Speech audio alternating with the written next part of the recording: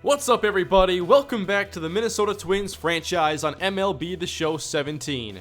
We continue to near the final month of the season as we pick things up in late August with our Minnesota Twins.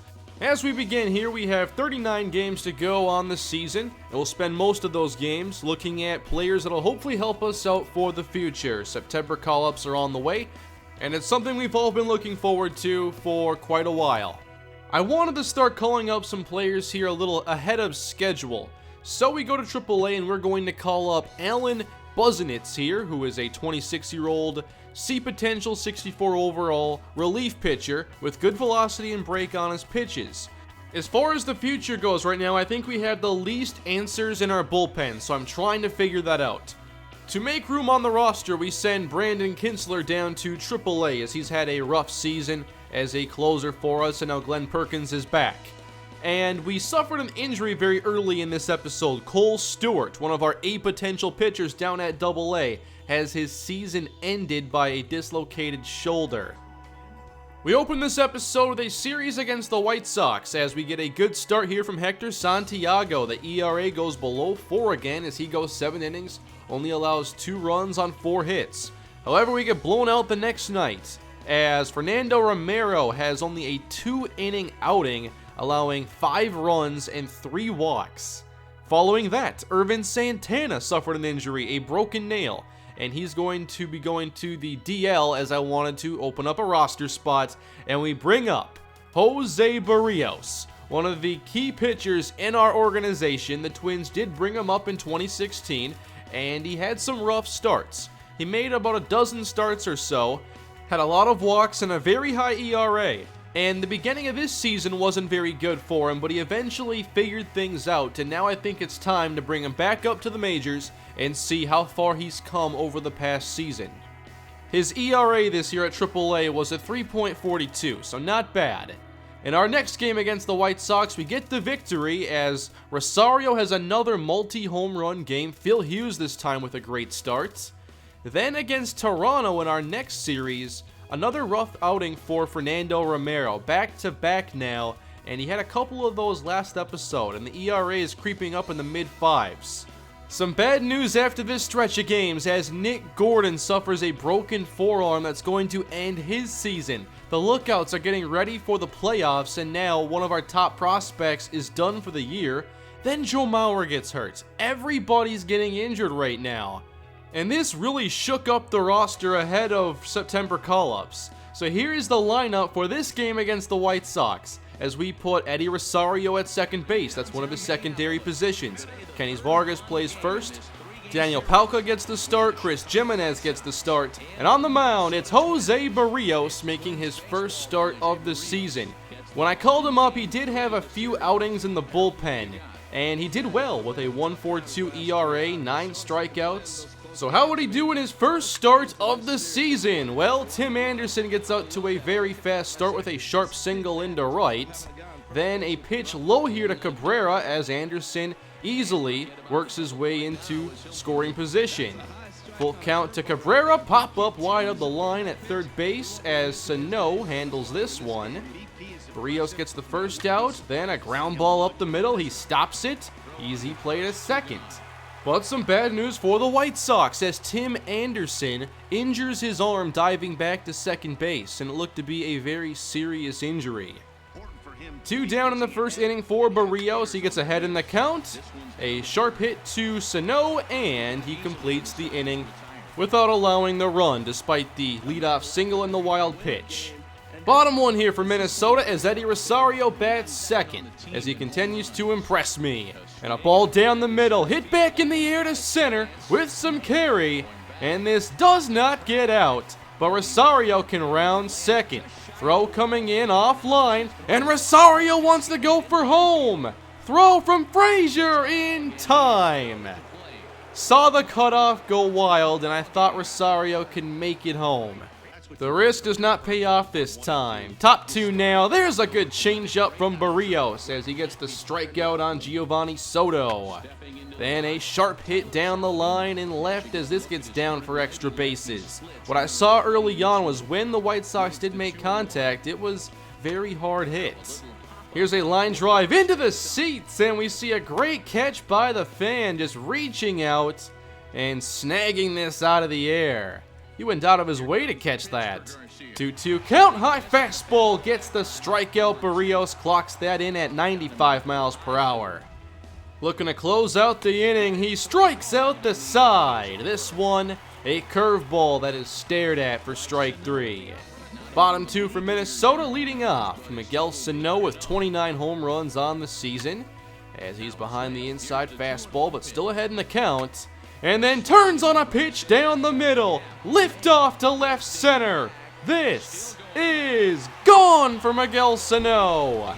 Home run number 30 on the season, as the milestone has been achieved by the young third baseman. This team might be having another really tough season, but at least we have important players like Sano realizing their potential very early in their career. Another moonshot here from Sano, as it gets over the fence by a few feet. Twins get the lead. Here's Kenny's Vargas, as he is behind in the count but takes the changeup and works this to a walk. Good at bat here for Vargas, as I've wanted to see more of him in the lineup. Danny Santana then looks at a fastball just off the plate, then sits back on the breaking ball and laces a single into right field. 2 on here for Minnesota, bringing up Daniel Palka, and here are his numbers with 55 at-bats, a .273 average. 2 home runs, 3 doubles, not bad. Here's a drive from Palka into right center. It gets down for a hit, and here comes Vargas on his way home. Palka gets the RBI single. Santana is safe there, but we couldn't score any more that inning. So a 2-0 lead here for Joseba Rios as he gets another strikeout, 4 in a row. Then the curveball finds the zone. He was finding his groove as the changeup gets Garcia out in front. 5 straight strikeouts for Rios. Now into the 4th inning. Miguel Sano at third base, flashing the leather. Good throw on to first. After that first inning, Rios really settled in. Changeup there on the outside corner. Then the fastball up in the zone, looked at by Frazier. He doesn't like the call, but it's strike 3. To the 5th inning with Rios. The curveball gets Saladino chasing, but his energy was getting low pretty quickly. 2-2 count, and a changeup fouled off. Battling here. A pop-up for Jimenez. Gets out toward the dugout and gloves this. The White Sox were no longer making hard-hit contact. Here's a lazy fly for Buxton, who races in, settles underneath. And that is 5 solid innings of work for Joseba Rios. 2-hit, scoreless baseball for him. Just a shame the energy was depleting so fast because he was in the bullpen prior. We saw the same thing happen with Hector Santiago. Now after the 2nd inning, we really couldn't hit Miguel Gonzales very well. We were silenced for a couple innings. Trying to close out the 5th, but Buxton drives a single into left with the 2-2 count with 2 down. Then an 0-2 count with Buxton taking off as this runs inside and drills Rosario in the back, putting 2 aboard for Max Kepler. Jumping on the first pitch, a drive to center, going deep, and gone! A 3-run shot, and the 2nd home run of the game for Minnesota. Between Buxton, Sano, and Kepler, I do feel very good about the core of our roster right now, as Kepler sends this 428 feet. Having his average climb back into the 260s has been very nice to see. I did expect maybe a few more home runs this year, but I haven't been all that disappointed. Let's head on to the 6th inning as Rios is trying to get one more inning of work. Here's a fly ball hit to Palka in left. That's lazy, easy catch. Rios, though, just running out of juice. He literally is out of energy. So it's time to call on Trevor Hildenberger. Rios does not get the quality start, but it was a very good outing. And immediately, hard hit single off of Hildenberger. Then Jose Abreu gets jammed here awkwardly, but still gets a solid single into center. They were already getting good contact off of Hildenberger after not being able to do so against the tired Jose Rios. A pop-up does end the inning, so we keep the White Sox off the board heading into the 7th inning. And here is a pop-up for Sano over at third base. Now, Sano was very tired entering this game, so I expected that an error could be in the cards. We just didn't have another guy who could play third base. However, ground ball to Vargas, 3-6-3 double play. Twins putting together a very strong game as we end up putting in Alan Buzenitz, who gives off a solo home run. Have to take him out of the game. But the Twins do get the victory. And after this start, I am very excited to see more of Joseba Rios. This is exactly what I hope to see. 6 strikeouts on the day, including 5 in a row. Basically, the White Sox' best moment against him was that Tim Anderson leadoff single. After that, Barrios took over. So that takes us to the month of September now, as I look to make some more call-ups. Now, I should have known more about this, but I didn't. We ended up doing some roster moves here ahead of the AAA season ending, and I wasn't aware of how much our roster would be expanding, so making these moves wasn't necessary, and it just uses up a minor league option that we now don't get to use later if we need to.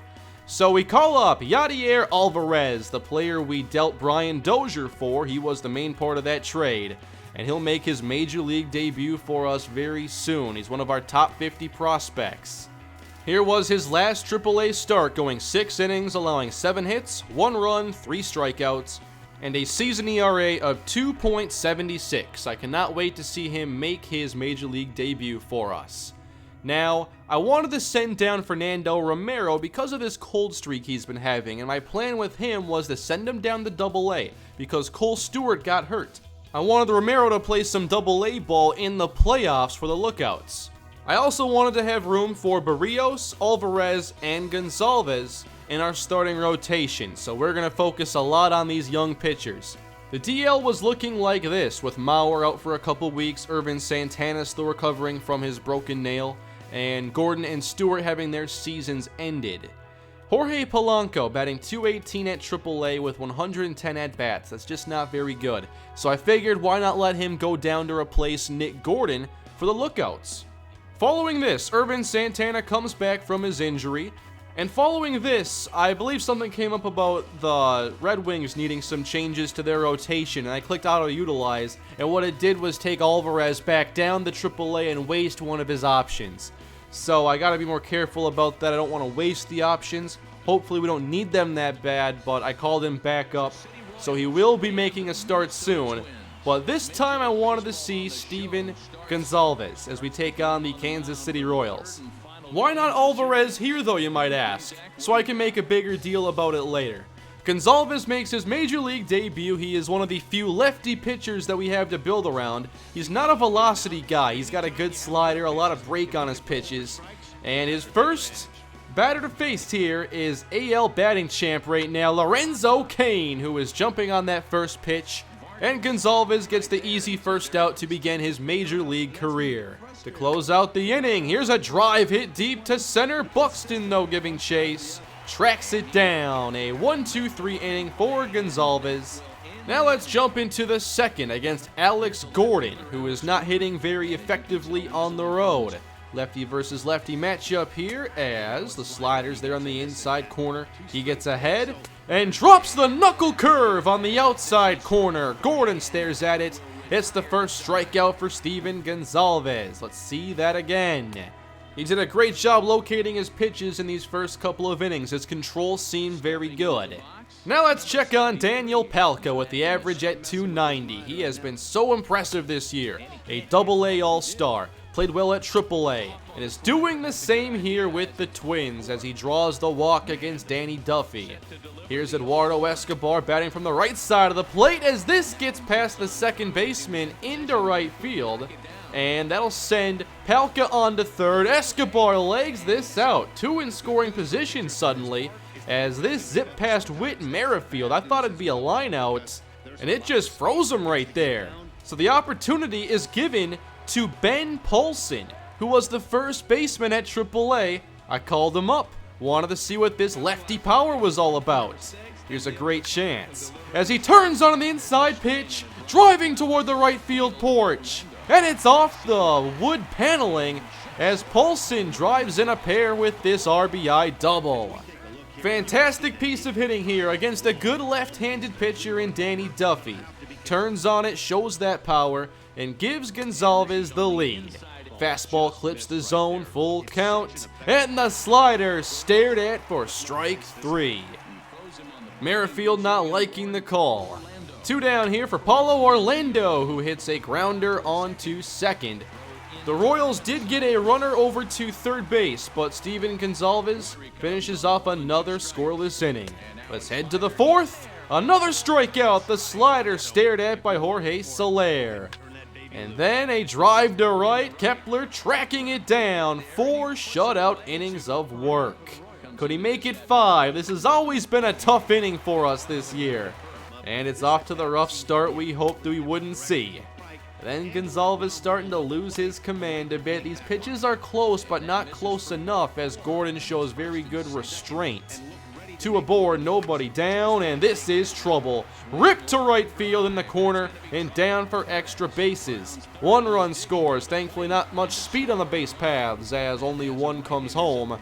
But the Royals would clean that up on the next hit with a single into left field. Another terrible 5th inning for our starting pitchers. We were struggling to just get an out, but thankfully, grounder onto short, we turn 2. A run does come home, as Gonzales gives up 3 in the inning. Meanwhile, Danny Duffy was shutting down our offense. Ben Paulson up again, the only one to drive in a run so far, as he is out in front of this slider. Duffy pitching strong after that 2nd inning. On to the 6th here with Gonzales. Still has some energy left, just needs to have a solid inning as Soler looks at another strikeout, this time a changeup on the outside corner. Gonzales wants another, but the slider does not get called. Still ahead in the count, and a grounder on to second. And they turn 2 again. Gonzales finishes 6 innings, only allowing 3 runs, so he does earn a quality start. But could the Twins offense get going again? There's Byron Buxton helping out with a single into the gap. Then a 2-0 swing by Rosario, stopped up the middle. Merrifield onto Escobar, and they turn 2. What a great play here, started by Merrifield right behind the second base bag. I thought we had a single there for a moment. 2 down in the 6th, and a drive here from Kepler. Well, that's going to be taken care of as Duffy finishes 6 solid innings of work, and we hadn't scored since the 2nd. 3-2 game as we go to our bullpen now. Tyler Duffy coming into the game. He's still pitching a lot of innings for us. Bottom 7 here. It's Kenny Vargas playing some first base in the place of Joe Mauer. Behind in the count, but we'll lay off that pitch in the dirt. Fastball doesn't get called, so a full count to Vargas. He gets jammed a bit trying to bloop it into right field, but it's taken care of as we continue to be shut down. 2 outs in the 7th. Escobar grounding back up the middle. Escobar there with a spinning throw onto first base to close out the 7th inning. Twins with just 3 hits on the day.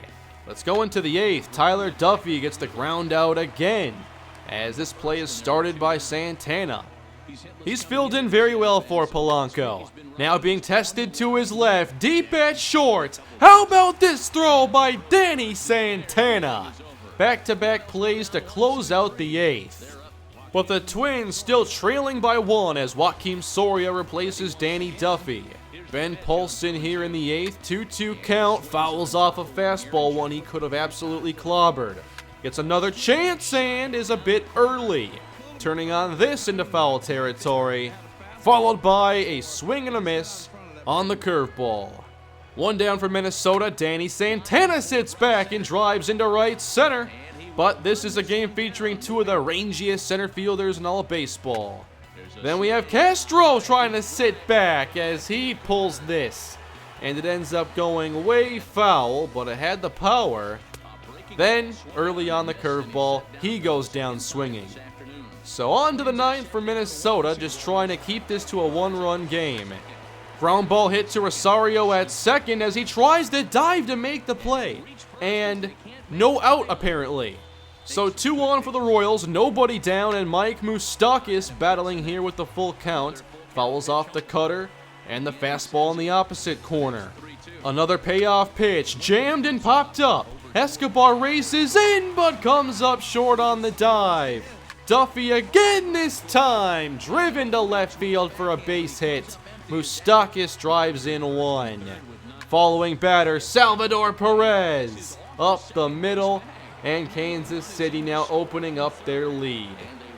Twins down 3, bottom 9. Here is Daniel Palka. Twins down to their final out, down 6-3 as Palka gets this through the middle somehow. And I had no idea, but this hit by Palka was his 7th game in a row with a hit. He has been playing lights out as of late, and I think he'll be seeing a lot of playing time in September. We then bring Miguel Sano off the bench. Your off day is over. He's done this before for us, but this slider he's a bit out in front of. 0-2. Herrera shuts it down, and the Twins fall 6-3 to Kansas City. A frustrating day for the offense as Ben Polson supplied the biggest hit of the day for us. Steven Gonzales in his Major League debut records the loss with 6 innings, 6 hits, 3 runs, and 4 strikeouts. As we wrap this up, AAA season is over and the AA season is over. However, the Lookouts have made it to the playoffs. They will face the Montgomery Biscuits in a best-of-5 series, and we are going to have an episode focusing on this. I've been looking forward to their playoffs. It's going to be treated like a bonus episode, so we'll have a couple of videos out soon. One for the Twins, one for the Lookouts, as we are going to focus a lot on these players that will be a part of our future. Now, with the AAA season complete, this is where I realized I messed up in trying to do call-ups too early, as it auto sent up a bunch of players and it made roster moves I didn't want. So we did miss out on a couple of options, but I don't think it'll be a big deal. For AA, we have Fernando Romero now in the rotation, and here are the hitters that we'll be seeing. Jorge Polanco down there now. I am excited to see Alex Kirilloff, who was playing at Class A for us, and he has very high potential, but now he's been tearing up AA play, batting over 400. I am really looking forward to the episode focusing on their playoff series against the Biscuits. We may see some players who will be with us at spring training next year, or players who are just a part of our rebuilding process as a whole. Their pitching staff down there is fantastic, and for an organization that needs as much pitching help as we do, I definitely want to spend time down there now that they are in the playoffs. Next time with the Twins, we are going to lead with the first start in the career of Yadier Alvarez. I plan to keep Barrios, Gonzales, and Alvarez a part of our rotation the rest of the year. I'm not sure who the other two are going to be right now, but it will put some of our starters on the bench or into the bullpen. There weren't a lot of intriguing position players to call up. We basically already had the guy in Daniel Palka, but the hitters at AA haven't been all that impressive. They're not hitting for a lot of power either, or high averages. That is starting to change now with Alex Kirilloff down at AA, but he's going to finish the season there in the playoffs for our Chattanooga Lookouts. Wilmer Font, by the way, continuing to pitch very well, a 2.06 ERA with 33 saves on the season. He's kind of the bonus in the Alvarez trade, and I still think he has some potential. So that is going to bring this episode to an end. Thank you all for watching and supporting the Minnesota Twins franchise. Leave your feedback on this episode down below in the comment section. What did you think of our young pitchers and the young hitters who are showing up now in the majors? Subscribe if you haven't for more Minnesota Twins franchise, and leave a like if you enjoyed the video. I'll see you all next time. Have a great day.